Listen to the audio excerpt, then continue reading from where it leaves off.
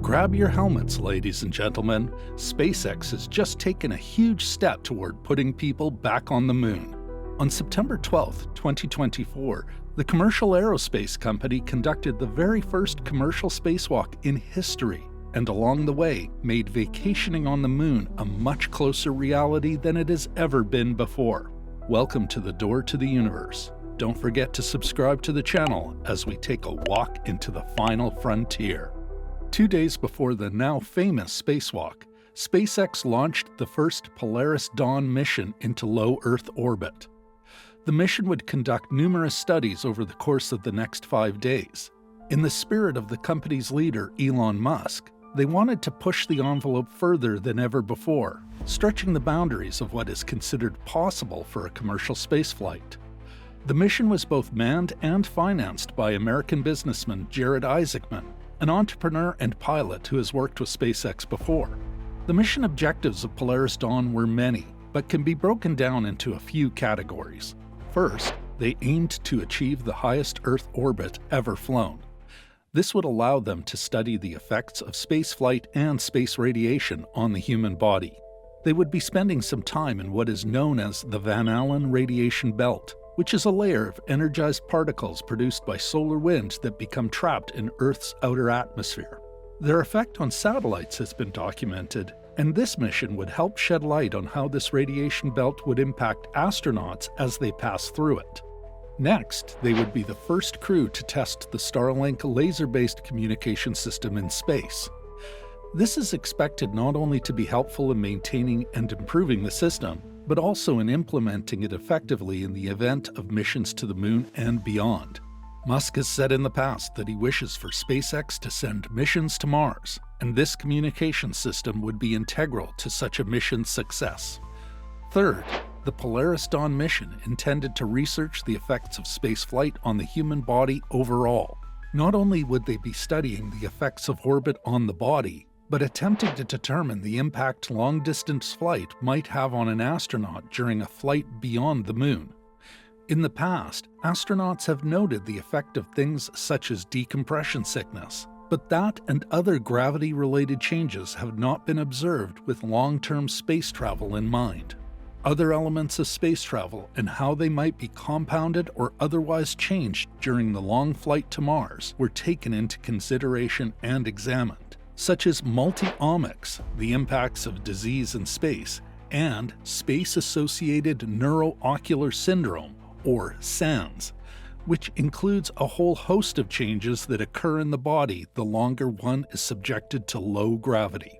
Finally, the most exciting part of the mission was the spacewalk itself.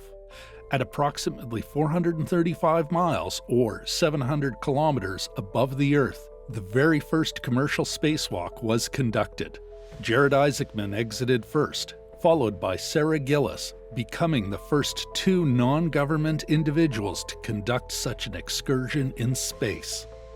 Neither individual is a stranger to the world of spaceflight, however, as Gillis is the senior space operations engineer at SpaceX, and Isaacman actually led the first all-civilian mission to orbit Earth back in 2021.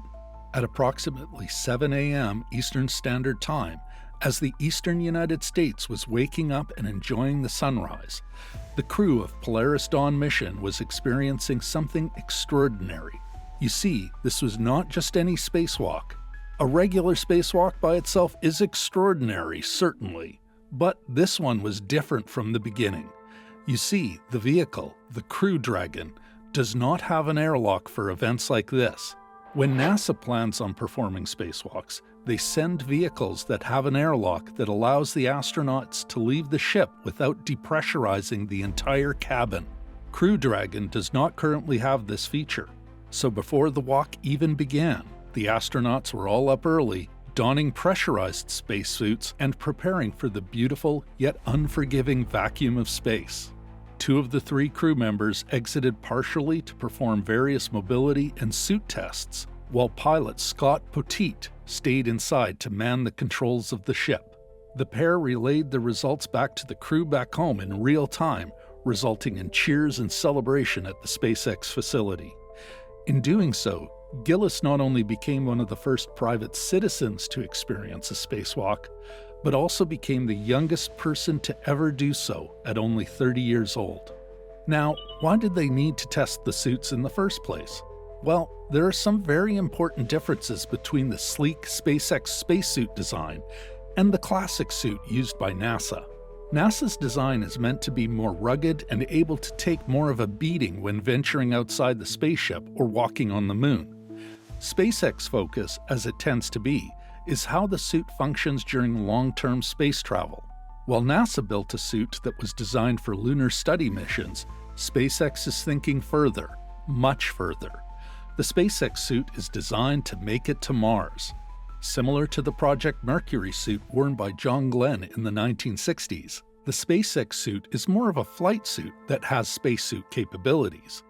The clunkier classic suits, like those worn during the Apollo moonwalks, were designed with extended exposure in mind. Those suits needed to protect the astronauts from the elements, such as space radiation and whatever hazards they might encounter on the moon. SpaceX is more concerned with mitigating the negative effects of extended space travel on the body, at least with this version of the suit.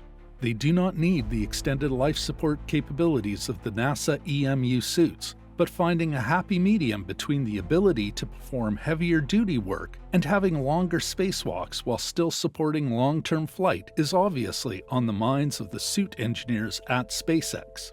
The spacewalk was short, lasting less than an hour, but it was an exhilarating moment in history. 3 days later, the first Polaris Dawn mission would come to a close, splashing down successfully and safely in the Gulf of Mexico, off the coast of Dry Tortuga.